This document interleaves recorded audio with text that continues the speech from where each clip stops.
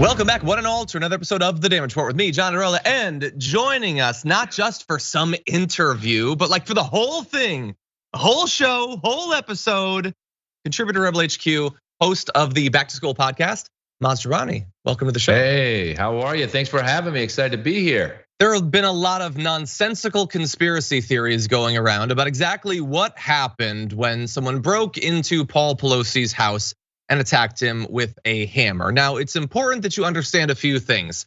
First, none of the people spreading those conspiracy theories really believe them or care. They're designed to distract you from the truth. That's the first thing. The second is the truth. It's more important that you understand that. And we learned a little bit more about what happened in that attack yesterday on Monday during a federal complaint that was filed. And we're gonna give you details on some of the new information that was revealed about the attacker, David DePape, who apparently told investigators that he wanted to talk to Speaker Nancy Pelosi and viewed her as the, quote, in his words, leader of the pack of lies told by the Democrat Party.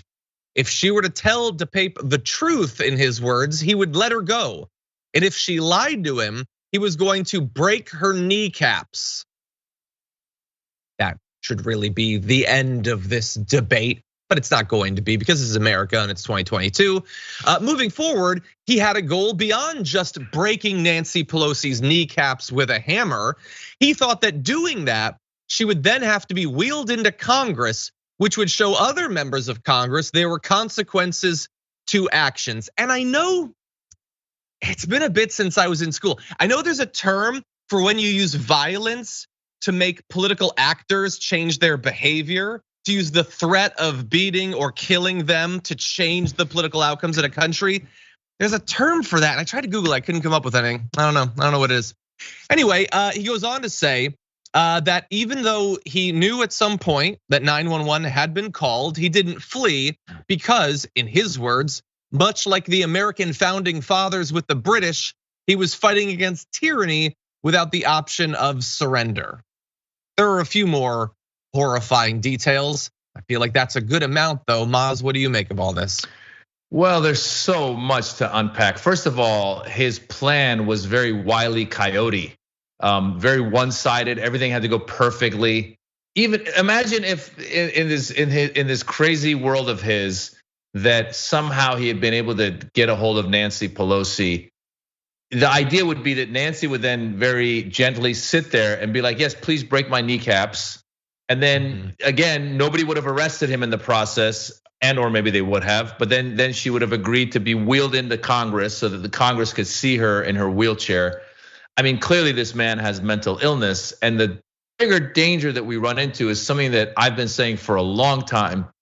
It's political leaders and people in the media who say things and they say, I'm just saying something, I'm just saying something, and they're not taking into consideration that there are a lot of unstable people who are listening to them. And for this person to go and do what he did, it's just heartbreaking. I feel so bad for Paul Pelosi, and the fact that there's this conspiracy now that they're saying that these two were lovers or whatever they're saying. It's got to be. Can you imagine like walking down the street and a tree falls on you and they go, oh, he had a relationship with that tree. He had a relationship with the tree, and he's into trees. I mean, it's nuts. And the poor guy's 82 years old. I feel like the people say sometimes they go, I wish, people go, oh, you should live to be 100. I'm like, I don't want to be 100 because that just means more crap can happen. This poor guy in the past year, he had the DUI, which he brought on himself. Yeah, that one was on him. But then this, he's just got to be like, what? I thought I was done. I'm 82. He should be sitting in front of a fireplace, smoking a pipe, talking to grandkids. Well, maybe not the pipe in front of the grandkids, but you know what I'm saying. And the last thing I want to say is, shouldn't they have, even when Nancy's not there, shouldn't they have a police patrol or some sort of private security in front of the Pelosi house 24/7? What's that? I'd look into that before I look into anything else. Sure. Yeah. And I'm sure that sort of thing will be looked into going forward. We have more details I'm gonna get to. We're gonna be talking about the right wing reaction to this more in a bit. But I just want to say, Maz, you have a very good heart, and I know that because you just said they say these things not realizing that there's crazy people out there, whereas I would say they say things knowing there are crazy people out there. Yeah, you're probably right. That there's crazy people out there, but you have a more pure heart than me. In any event, there was another layer to the Wile E. Coyote plot. He says to the federal investigators that he wanted to, quote, use Nancy to lure another person, but provided no details of such a plan. I don't know if they have more details of the plan. We do not. I don't know who that could possibly be, why he would think that that would work. Maybe we'll find out eventually. I don't need to know that additional layer to be completely horrified by literally every aspect of this, though. He is now facing additional state charges: attempted murder, residential burglary, elder abuse, assault with a deadly weapon, false imprisonment of an elder, and threatening family members of public officials. He is also charged with 1 count of attempted kidnapping of a US official on account of the performance of official duties, which carries a maximum sentence of 20 years in prison. And so I just want to say about the plot, because we were debating, how likely it is to work. So to actually achieve his actual goal, I agree with Maz, seems super unlikely. But also, hasn't he kind of achieved his goal? I mean, he didn't kill Nancy Pelosi, he didn't break her kneecaps, but he wanted to send a message to the Democrats that they need to change their behavior or violence might come. Now, he didn't succeed in killing her, but he did succeed in breaking open the skull of her husband. And I would honestly make the case that the reason he succeeded isn't even in what he did. It wasn't on him at the end of the day. He attacked, he did that. But I think the signal that has been sent to politicians is way worse than anything having to do with just one man with a hammer. Because as we're gonna transition to in a moment, virtually every right winger with a following has spent the last 72 plus hours making sure that every Democrat knows we do not care if somebody tries to attack you, if someone tries to murder you. We will do PR for the attacker. We'll lie about their background. We'll pretend that they're a lefty who's attacking you. We'll make up insane conspiracy theories. We'll joke openly about it. It's gonna be our favorite joke for like a week. The idea that your husband's brains were bashed in with a hammer. And so if you're a Democratic congressperson, not only do you have to be worried about the actual physical violence, you've known for some time that that's likely. America is descending into fascism. That's one of the chief characteristics of it. But you also get to know that if you get attacked, if someone steps from behind a bush and stabs you, somebody shows up at one of your town halls with an assault rifle, if you're gunned down, if your family members are murdered, then millionaires will put on their ties and they'll go on TV and they will imply that it's your fault, that it's the fault of your side, that it's all a joke. It has to do with something homophobic. Think about how terrified you would be knowing that that's the political system that you're trying to serve in. I think he did succeed, not in breaking a kneecap, but in breaking any faith a lot of people will have that America can come back from this dark place it's descended into. John, I agree with you 100%. And I, first of all, it's got to be so hard to be in Congress right now in terms of just this fear that's on their minds. However, I think it also will reinvigorate them to keep fighting for their fight or whatever they're standing up for, because they realize they're not going to convince somebody who's so far gone that they're trying to do what's best for America. The problem is we used to have political discourse. We used to say, I disagree with you, you disagree with me. All right, see you at the elections. Now, as you said, violence is definitely just, or I should say, allowed and ignored from one side. And we saw it on January 6th. Those guys attacked the Capitol. I mean, this is the most sacred place in the United States when it comes to our laws and how we abide ourselves. And they were called patriots. That blows my mind. Yep. I do a joke. I say, as a Middle Easterner, as an Iranian American, I go, when a Middle Easterner does something, they call him terrorist. When the white guy does it, they call it a patriot. And I'm sure there's some people right now calling the pop guy, even though he's Canadian, a patriot, because in their minds, he was trying to do the right thing. And again, it just goes to this thing of going, wait a minute, you disagree with Nancy's policies, but do you, I guess there are a lot of people who actually believe that she is evil and she is trying to groom their kids and take their money and all of that stuff. And it all comes, like you said, it comes from the rhetoric that builds up. And unfortunately, there should be at least some ceiling where everybody goes, look, violence against a Democrat or a Republican is wrong. Violence is wrong. And yet, as you say, we've gotten to this point where there's people putting on their ties and making excuses for this guy, coming up with conspiracy theories, the same way they did on January 6th. The first thing they said about January 6th, they go, oh, those were Black Lives Matter guys.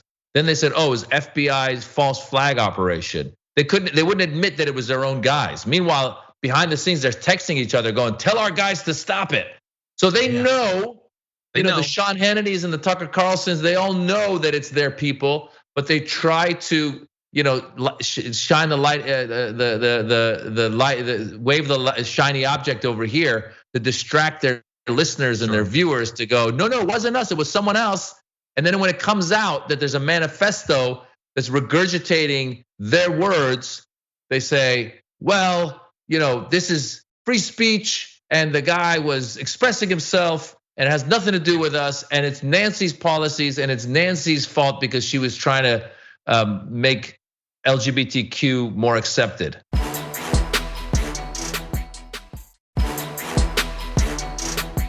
Social media posts included transphobic images. All these nations preparing for World War Trans. Linked to websites claiming COVID vaccines were deadly. Is it possible that the vaccine actually can hurt you, especially if you keep getting boosted? Can it weaken your immune system? The death rates being promoted are whatever they want to be promoted, as the death rate one post said. So is it possible that the CDC has been classifying those deaths from old age or other factors, as coronavirus deaths?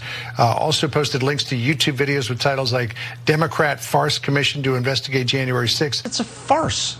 It's a complete farce. Global elites plan to take control of your money. They're hiring another 87,000 armed IRS agents just to make sure that you obey. Got it? Got it? Is it clear? So it looks like we've potentially have somebody here who embraces conspiracy theories. Yeah, it seems like that.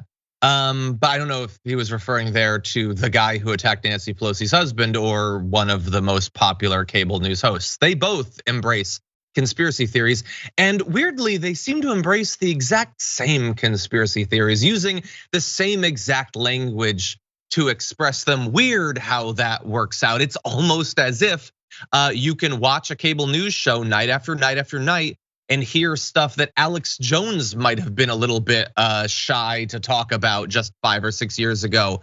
That was an amazing mashup put together by Kat Abu of Media Matters. It shows how Tucker Carlson has been stoking this insanity hour after hour, night after night, month after month for the last few years. And I think he knows how much overlap there was between the beliefs of this attacker and what he pretends to believe on his show. And so he took to the airwaves to defend himself and to pretend like there's nothing wrong with telling these insane people that something needs to be done. Take a look at this. They're telling you this is an example of stochastic terrorism, which is a completely meaningless phrase that emerged like a virus out of the university to infect our public discourse, or more precisely, to suppress our public discourse. Reuters has reported that, we're quoting, terrorism and extremism experts believe it could be an example of the growing threat of so-called stochastic terrorism, in which sometimes unstable individuals are inspired to violence by hate speech. Okay, what is hate speech, by the way? All of a sudden, everyone in the media has, sort of without explaining why, agreed that there's this thing called hate speech that's real and probably actionable. They can find $1 billion judgment against you if you commit hate speech. But just to remind everyone watching, there's no such thing as hate speech. Hate speech is speech people hate, usually the people in power. The truth is, all speech, except speech that encourages people to imminent illegal action, like go shoot that guy. Short of that, there's no hate speech. All of it's allowed under the United States Constitution. Okay, so I know a lot of you are thinking, Does he really not know how to pronounce stochastic terrorism? Now, I can't rule out the possibility that he doesn't know. He's not nearly as smart as most people seem to think he is for some reason. But it's also just as likely that, like with the names of people of color, he pretends to not know how to say them because that's what his audience wants. They like the idea that no one would care enough about these people or concepts to actually understand them. I'm sure he's heard the term, he knows that he doesn't care. Now, all of that is framed as him defending free speech, him defending your ability to say that there needs to be violence or whatever. It's not, it's about him. He is now being pressured, he is being targeted for encouraging stochastic terrorism. He knows that, which is why this entire thing is saying, no, it's all totally legal, it's all totally cool, nothing can be done about it unless I literally say, hey, you, Joe, watching this, go kill Mary. I can't suffer any consequences. And honestly, he's probably right. We allow virtually everything to go by without consequences so long as you are rich and powerful. Tucker Carlson is both of those things. And so he's not gonna learn anything from this. He's not gonna modify his behavior. He's probably gonna get a raise from Fox. And he's gonna go right back to encouraging this exact same type of violence. Maz, what do you think? You're right, and I get into debates a lot of times with my conservative friends who say, "Oh, the Democrats are going to make America communist and socialist and all of the other stuff." And I tell them, listen, at the heart of it, America is a capitalistic society. It will continue to be a capitalistic society, and so whereas our laws are written in ways where you can't get in trouble, or he can't get in trouble for spewing the hate that he does, you would hope that the free market would do something. The way ultimately Twitter did when Trump was kicked off, it took Twitter to kick him off. The Congress wasn't able to stop him. So similarly, in this case, as you said, it's unfortunate that Fox, obviously they get ratings and they want him, but it would take, I don't know what it would take. It almost falls on, I almost want to talk to the viewers and go, guys, you're being played. But I mean, I guess they don't care because they want to be played. They want to be played because if they turned him off, then he would go away, or at least his voice would be quieted somewhat, and he wouldn't have this effect that he does. And it's unfortunate because there was a time, the first segment you guys played where he was spewing all the different conspiracies or the vaccines or this and all that. There was a time where, you would say, oh, the CDC might have been, let's say, for example, you come to me and say, CDC's been counting the deaths of elderly and putting it towards the coronavirus. Then you and I could have a debate where we go, well, yeah, but there was coronavirus present, and so they're calling it the coronavirus because that's probably the ultimate thing that killed the person. And you might say, no, that's not the case. We have a debate, and then we come to a conclusion where we agree or disagree. But the way they sell this, the way they spew it, even his tones, is it possible that it could have been the thing? They're killing the old people? And so you're watching it at home, you're going, yeah, is it possible that? So people are getting riled up by watching this bozo present things the way that he does. And there's a reason why, because people want this, right? We know that emotions are what gets people going. And so there's a reason why Fox has this high viewership. And let's say something like the PBS NewsHour it doesn't. And it's unfortunate, but it's human nature. And I don't know when and how or what will ever cause someone like Tucker Carlson to go away, or if someone will just replace him. That would be the solution, I think. I mean, I remember when Bill O'Reilly used to be the bad one. Glenn Beck used to be the bad one. There's always a worse one coming that drives away the previous. Ann Coulter was the bad one. It turns out they looked around the country and they found worse people.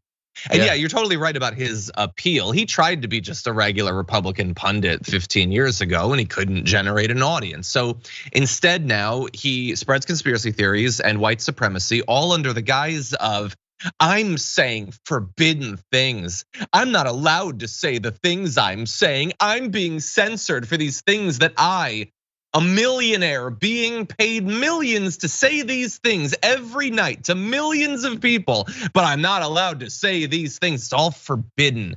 and very mysterious. Don't you feel like you're getting some sort of insider access, that you're transgressing in some way? They don't want you to say that. You're allowed to, and you can post my videos and stuff while talking about how you've been censored. It's all a massive con. These people get off on pretending that they're victims. Yeah. Anyway, I want to transition to the other side of this. There's the conspiracy theory side, and then there's the just we like that Paul Pelosi was attacked side. Let's jump into this video. It is not impossible to protect our kids at school. They act like it is. Nancy Pelosi, well, she's got protection when she's in DC. Apparently her house doesn't have a lot of protection. But if our lawmakers have protection, if our lawmakers can have protection. Oh, that's a good one. I get it. Her house isn't protected, and her husband's skull was bashed in with a hammer. Do you get it, everyone? It's funny because her house wasn't protected from the right-wing crazies, and so her husband was almost murdered with a hammer. He may never recover. He's still in the hospital right now. Do you get it? The host loved it. He was covering his face, giggling at how funny it was. The crowd loved it too. It was funny that Paul Pelosi almost was murdered. So look, here's why I wanted to play this for you. They are spreading all of these conspiracy theories about the attack. So their first attempt to dissuade you from thinking about this in a serious way was to say, well, this is just an instance of crime. Isn't it sad there's so much crime? Then they said, you don't have to worry about this because gay or something, I don't know. And they purport to believe all of those things, but let's be clear. Once you get past all of that, they're going to clearly demonstrate that they don't care. This is not about some alternate theory. They just genuinely think it's funny. They genuinely like that he almost died. That if Nancy Pelosi had been there, maybe her kneecaps would have been shattered. Maybe he would have bludgeoned her skull in. Maybe she would be dead right now. They think that that's a funny thing. Kari Lake is not just an OAN reporter or a state legislator, as bad as both of those things would be for what you just saw. She might well be a senator soon. And she is laughing and chuckling along because someone almost assassinated Nancy Pelosi. Maz, you're a comedian. You get the jokes. What do you think about that joke? Well, first of all, it's worse. She might be a governor soon. You said senator. Oh, sorry. Yeah, yes. But either way, there was a time when you would say there was a time when you would say that, and we would look at that candidate and we would laugh. The same way I said when Donald Trump was running. I remember everyone at the beginning, everybody thought it was funny. They go, ha ha, he's running, ha ha. And then as he kept winning, we're going, ha ha ha, he's running. And then suddenly we're like, ha ha, he's running. And we just got scarier and scarier. The fact that this lady could very well be the governor of Arizona is scary. There is a gene missing in these people, which is an empathy gene, a sympathy gene. Like, how do you not? I remember, John McCain at least had a sense of decency when that lady in that famous clip where he was running against Obama and she goes, well, he's a Muslim. And the lady goes, no, he's, and then Biden, McCain stopped the lady. No, he's not a Muslim. He's actually a good person, which by the way, indicates then that Muslims are bad people. But still, he tried his best to have a moment of seriousness and gravity to that moment. And Kari Lake could have taken this moment to say, look, any kind of violence is wrong, et cetera, et cetera. Now let me go into why I think we need more protection or whatever that is. But she just leaned into this. And I could only hope, John, somewhere in the back of my mind and deep in my heart, I just pray this thing karma just comes around. Like I hope, like I don't know what, like maybe something like Kari Lake trips or something. I mean, I hate to wish anything bad for anybody. Or like a bird. I wish like she walks out and a bird just poops right on her head. Like I'm talking violent, just non-violent. I'm not saying anybody should attack her. I'm saying a bird should poop on her head, or just like, when you park your car and birds just keep pooping on it. Mm-hmm. I wish that happens to Kari Lake's car for a long time, because for her to say that, it's just so insensitive, and also it excuses this. So if there's another unstable person in the audience, they're going, oh, okay, it's fine then. We'll just attack more elderly people. Exactly. Yeah. Yeah, look, it certainly says something about her, but she was a newscaster and she's a savvy politician, which means she knows how to read crowds. This says so much more about the crowd. She knew that if I joke about this 82-year-old man having his head bludgeoned in with a hammer, they'll like it. They want jokes about political violence, and that's what I'll give them. She's not the only one, by the way, that thinks that this is hilarious. Claudia Tenney, US House candidate, New York's 24th district, quote, retweeted this photo of a bunch of Republican guys all wielding hammers. And she says, LOL, you get it? Because the other guy had a hammer. You remember he had the hammer that he bashed Paul Pelosi's skull in? It's funny because he had a hammer. I don't know, like when someone shot Reagan, like tried to murder Reagan with a gun, did a bunch of Democrats just hold big guns? And all the Democratic Congress people were like, ha, it's a gun, you get it? Because they tried to shoot him and now they have guns. I don't think that that's how this used to work. I don't understand why this has to be the way that America falls, so utterly horrendous in every possible way. But that's the direction that we're going. And as we transition to our next break, I'm gonna leave you with a thought. So as Maz so rightly said earlier in this segment, there's a lot of crazy people out there. If you are one of the other crazies and you're watching all this, you watch the guy attack Pelosi, and then you watch the way everyone has talked about it. Do you think you're less likely to want to attack or kill someone right now? Now that you've seen that every Republican thinks that it's hilarious, they don't think that it's unacceptable. They're not spending the last few days nonstop telling people, you are not a good conservative if you do this. This is not the way that we make change. What do you think the crazies are thinking from what they've witnessed over the last week?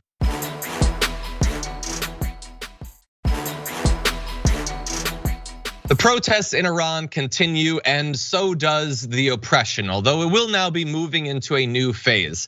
Iran has announced that they're going to be holding public trials for between 1,000 and 2,000 people in their capital. And I'm not a historian or anything, but generally massive group show trials, not a good sign.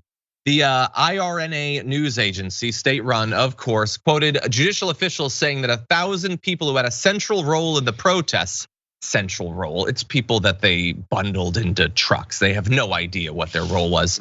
Anyway, they say that they're gonna be tried for their subversive actions, including assaulting security guards, setting fire to public property, and other accusations.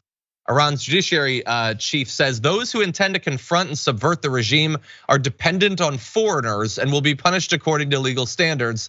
Without a doubt, our judges will deal with the cases of the recent riots with accuracy and speed. Yes, so everyone calm down. This is just a straight up legal judicial thing where accuracy is key.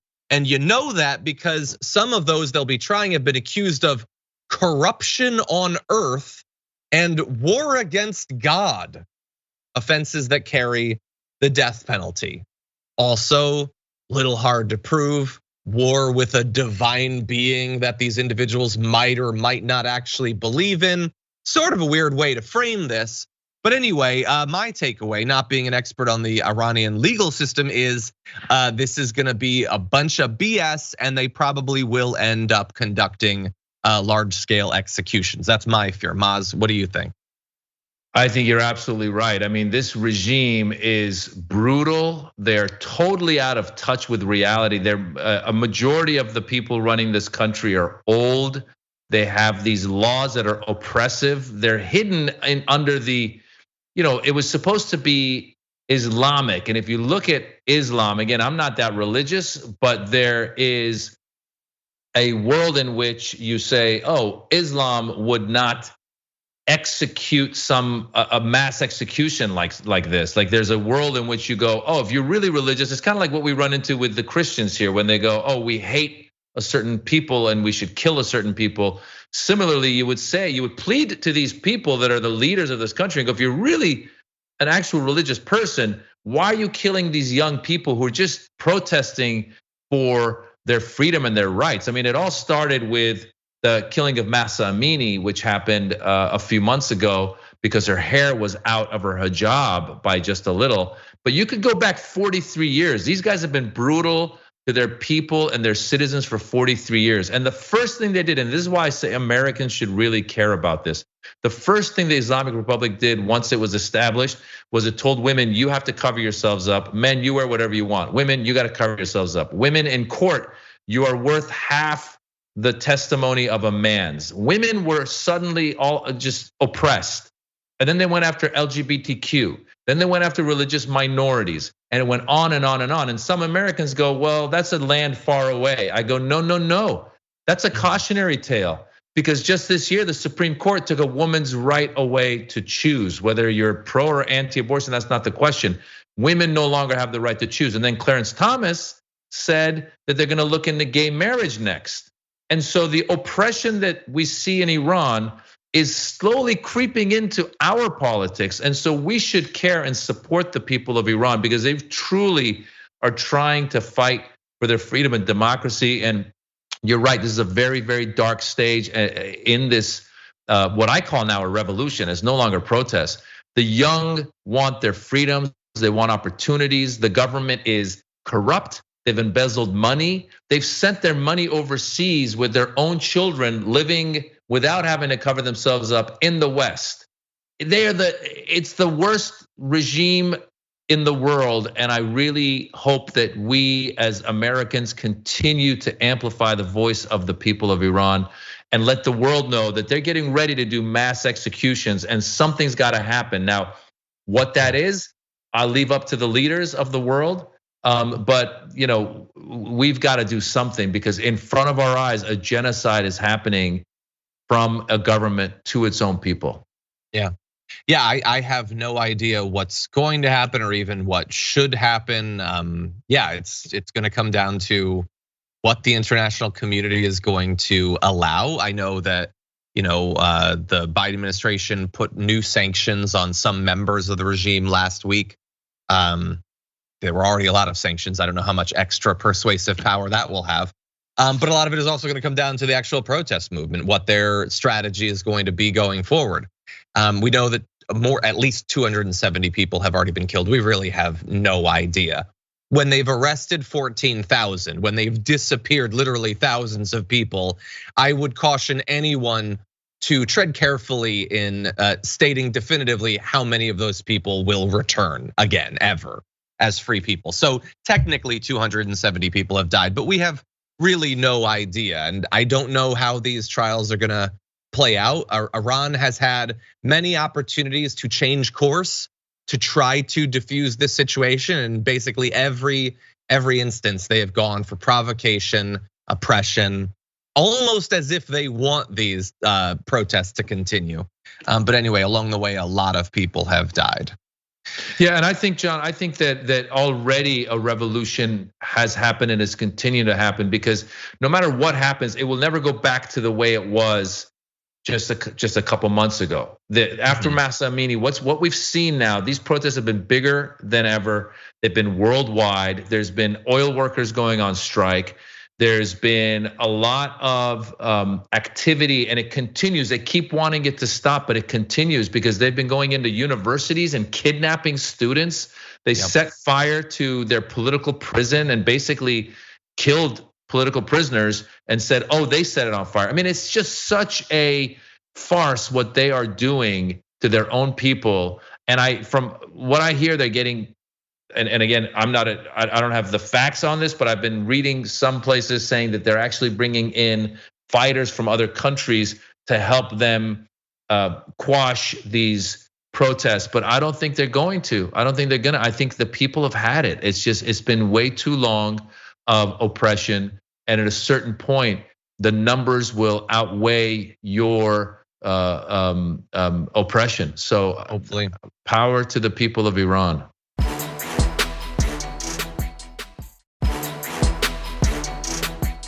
You can be forgiven if you find it difficult in 2022 to keep track of all of the threads of the various Trump legal troubles and court cases and investigations. But I will remind you of one. The House Ways and Means Committee has been trying for literally years at this point to get access to Donald Trump's tax returns, which are better hidden, better protected than the Ark of the Covenant was. They've been trying for years. They believe that within those tax returns will be evidence of tax fraud and a variety of other things like that. Well, former President Trump earlier this week filed an emergency application with the Supreme Court to block a House committee from obtaining those tax returns. You see, a federal appeals court last week stopped him from stopping the acquisition of those documents. So he decided, okay, I'm gonna take it to the Supreme Court, a significant portion of which he put on that court. And what do you know, that strategy has worked for him. As of this morning, the Supreme Court has stepped in with the Chief Justice saying that as of right now, they will not be able to get access to those tax returns, saying it is ordered that the mandate of the United States Court of Appeals for the District of Columbia Circuit is hereby stayed pending further order of the undersigned or of the court. And John Roberts has given the committee in Congress until November 10th to respond to this. Now, that's not that long in the future in terms of the number of days, but in another sense, it is actually pretty far in the future, and let me explain how. Right now, the Democrats are in charge of Congress, which means they're in charge of the House Ways and Means Committee.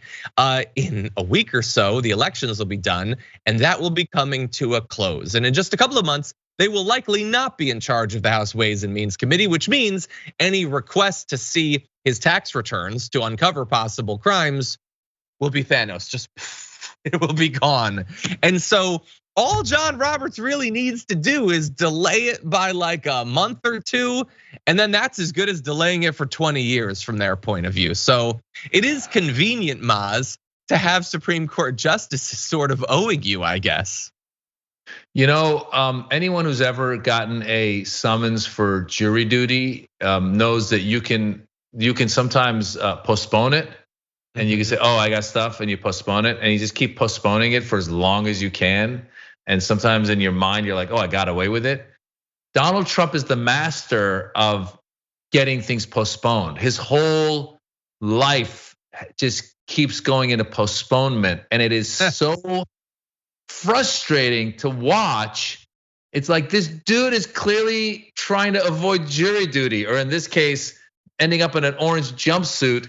And he's got co-conspirators that allow him to do it, and it's just frustrating. I will tell you one thing that I was kind of like, because I've been so immersed in the Iran news, and then I kept hearing little things of Kanye's anti-Semitism, and just the news that I've been getting has just been kind of limited. For the past week, I had not heard as much about Trump, and it was so relaxing. Oh my gosh.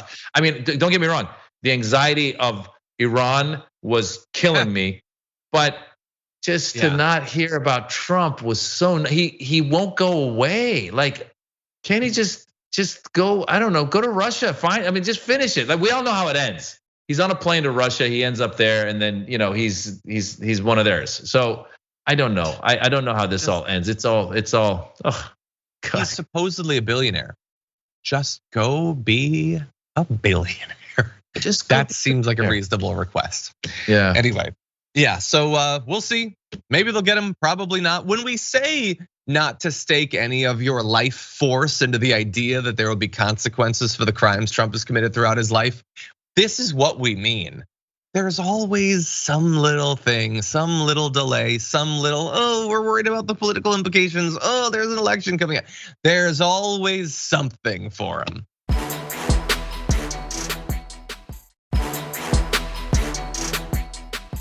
I've kept this to myself for 30 years. I protected him, and I wanted this to remain private for obvious reasons. And so what makes you want to speak about it now?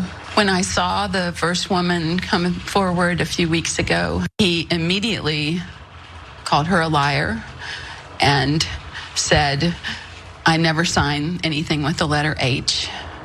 And I knew I had many cards from him where he signed the letter H.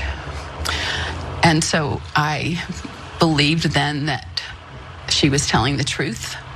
Jane Doe showed us some cards and letters she says she received from Herschel Walker, some signed with a flourish, that H. She says she took this photo of Walker asleep. They had met, she says, in the late 80s when he was married to his first wife, and she says had an affair that lasted 6 years. So this is the second woman who alleges that Herschel Walker pressured her to have an abortion and paid for it. Now, her story had already come out, and many right-wingers said, well, she's anonymous. We don't know who it is, so we don't need to trust this. I'm sure they'll be revising that statement now that she's gone on camera for an interview. In any event, what she had to reveal got pretty dark at times. Take a look at this a little bit. He was very clear that he did not want me to have the child. And he said that because of his wife's family and powerful people around him, that I would not be safe and that the child would not be safe. That's very menacing. It is very menacing. It is very menacing. And I felt threatened, and I thought I had no choice. He came to my house and picked me up and drove me to the clinic. And I went in alone, and he waited in the car while I went in and had the procedure. So she has now conducted this interview. I don't believe that her name has actually come out, but she's shown her face, and this is America, and she's accusing a Republican of doing something bad. So her identity will be revealed inside of like a day, and then the next few years of her life are probably gonna be a living hell. And she is willingly taking on all of that to try to make sure that people know who Herschel Walker is, in her view, these are allegations, and the experience that he put her through. And she's doing all of that, I'm sure knowing on some level that the vast majority of his supporters do not care and will not care. They're not interested in making sure that she's on the record. They're not interested in evidence. They're not interested in his position. They want him in power. They want a Republican to take the seat. And so for her to risk what I'm assuming are tons of death threats and threats of sexual violence and all that, just to try to get what she believes to be the truth out, is incredibly brave. Maz, what do you think? I mean, you're absolutely right. They don't care. It's like when I remember when Trump was running and the tape came out, the Access Hollywood tape came out. I specifically remember being in my hotel room in San Jose, getting ready to go do a show at the San Jose Improv. And when I heard about the tape, I go, oh, it's over. Him criticizing McCain didn't do it. Him going after another military, Gold Star military, that didn't do it. I was like, but when he said that thing about women, it's gonna do it. And it didn't. They don't care.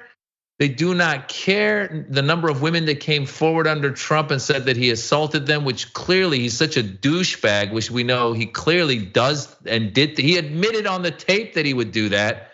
Yep. They don't care. So now with Herschel, they don't care. And when I hear this poor lady's story about her experience with him, I realize I used to be a Herschel Walker fan. I used to be a Dallas Cowboys fan back in the day.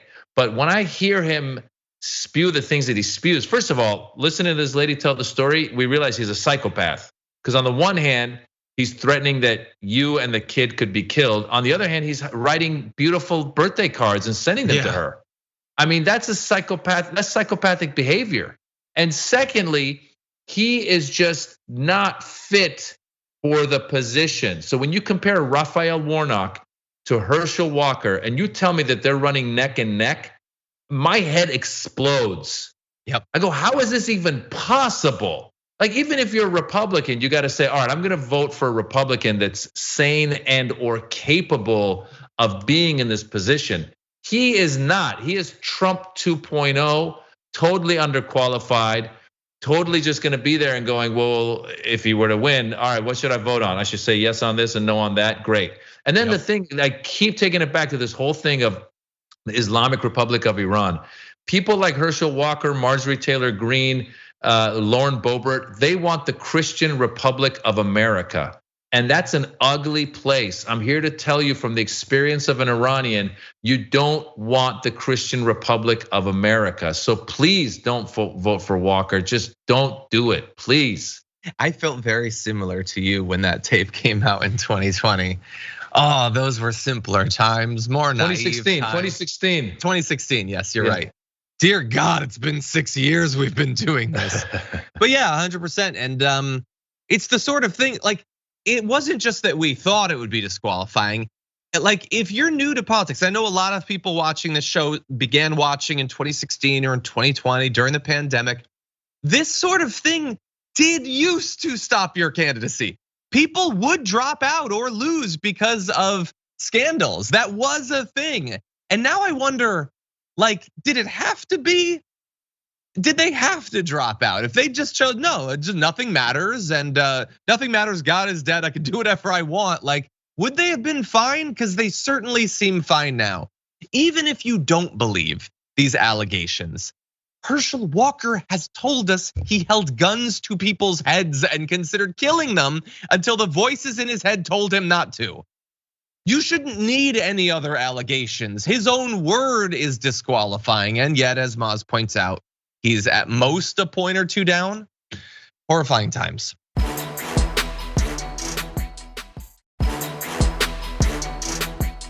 And Fetterman as a concept is dangerous.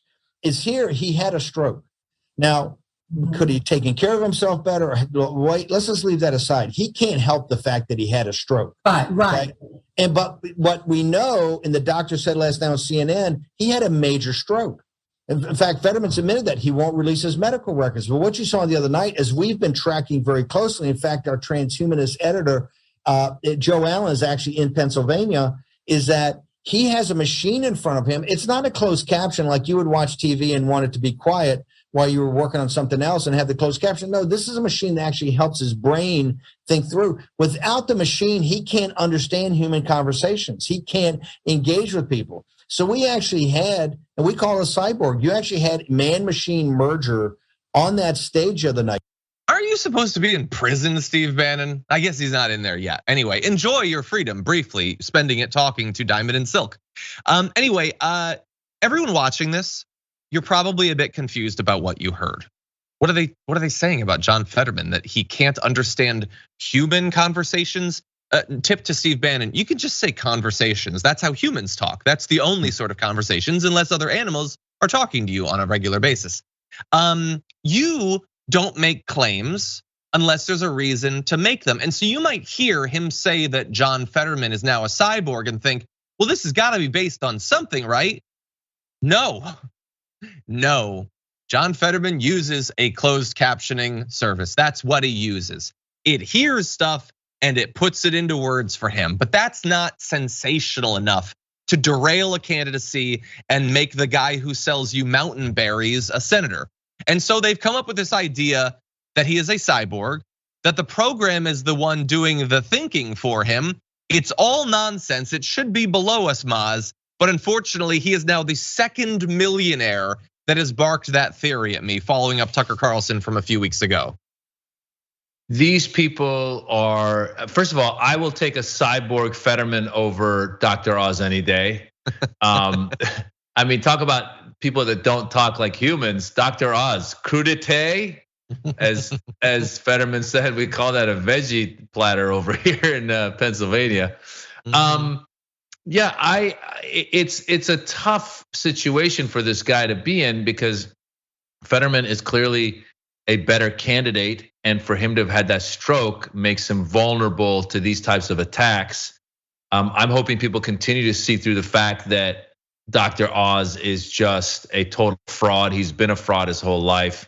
I mean, the fact that he was living in Jersey and running in Pennsylvania, he's just a bad candidate. They really picked bad candidates. I mean, even Mitch McConnell said, he goes, we've picked bad candidates. And so now they're putting as much money as they can and trying to find as many excuses as they can to convince people to not vote against their bad candidates, vote for their bad candidates, which is, again, Dr. Oz falls into that, into the Herschel Walker category. He's just not qualified to do this. He's been a charlatan his whole life.